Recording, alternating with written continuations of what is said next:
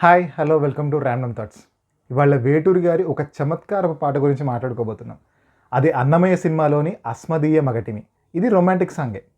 ఆ రొమాంటిక్ సాంగ్కి తగ్గట్టుగా ఆ పదాలని ఏరి కోరి తీసుకొచ్చి మరి ఒక అందంగా దాన్ని పొదిగారు వేటూరి గారు.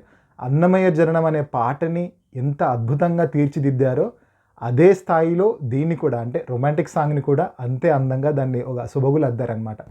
ఇందులో నాకు చాలా నచ్చిన విషయం ఏంటంటే, ఒక పదాన్ని పునరుక్తి అంటే ఒకటే పదం మళ్ళీ మళ్ళీ రావడం అనమాట. ఈ అస్మదీయ మగటిమి పాటలోని ఒక చరణంలో, మొదటి చరణంలో పని అనే పదాన్ని ఎంత అద్భుతంగా వాడుకున్నారో వేటూరి ఒకసారి మనం పరిశీలిద్దాం. నీ పని నీ చాటు పని రసలీలలాడుకున్న రాజసాల పని అన్నారు.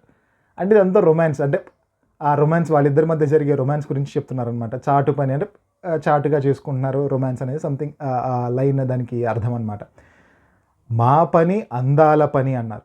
అంటే మా పని అందాల పని అని అంటే రొమాన్స్ చేయడమే మా పని అన్నట్టుగా తను కూడా ఆన్సర్ చెప్తున్నట్టుగా వాళ్ళిద్దరి మధ్య ఒక సంవాదంలాగా, ఒక సంభాషణలాగా ఉంటుందన్నమాట. ఆయన చెప్పేదానికి ఈమె సమాధానంలాగా ఇద్దరి మధ్య సంభాషణ జరుగుతూ ఉంటుంది ఈ చరణంలో. ఆయన సాల్వవంశానికి చెందిన రాజు కాబట్టి ఘన సాల్వవంశ రసిక రాజు కోరు పని అన్నారు. దీనికి కూడా పెద్దగా మనం అంటే ఎక్కువ ఎక్స్ప్లెనేషన్ అవసరం లేదు, అది చాలా అర్థమైపోతుంది. అంటే ఎప్పుడెప్పుడని ఎద కలిపే ఆ పని అన్నారు. అంటే ఎప్పుడెప్పుడు ఎద కలపడం అంటే హగ్ చేసుకోవడం అన్నమాట. అంటే ఎప్పుడెప్పుడు కౌగిలించుకుంటామని ఎదురు చూస్తున్నట్టు ఆ కుతూహలం ఉందని. అయితే ఇక్కడ వరకు ప్రతి వాక్యంలో చూడండి, పని అనే పదం ఎన్నిసార్లు రిపీట్ అయిందో.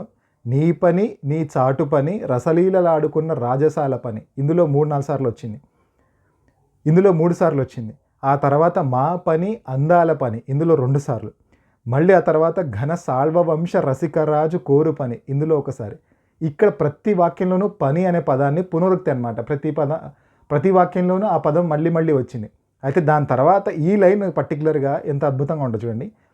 రేపని మరి మా పని క్షణం ఆ పని మా పని అన్నారు. అంటే రేపు మాపు అని వాయిదా వేయకుండా ఒక క్షణం కూడా విడిగా ఉండలేము అని చెప్పడం అనమాట. దాన్ని ఎంత పని అనే పదాన్ని ఎంత అందంగా ఒక్కొక్క సందర్భంలో వాడుతూ, ఒక్కొక్క పదంలో వాడుతూ దాని అర్థాన్ని ఎంత అందంగా మార్చారు చూడండి వేటూరి గారు. అదే దానికి ఒక కంక్లూజన్ ఇచ్చారనమాట. ఆ పని ఏదో ఇప్పుడే తెలుపని వలపని, అందులో కూడా పని అనే పదం పునరుక్తిలాగా అనమాట. అంటే మళ్ళీ మళ్ళీ రిపీట్ అవుతుందన్నమాట.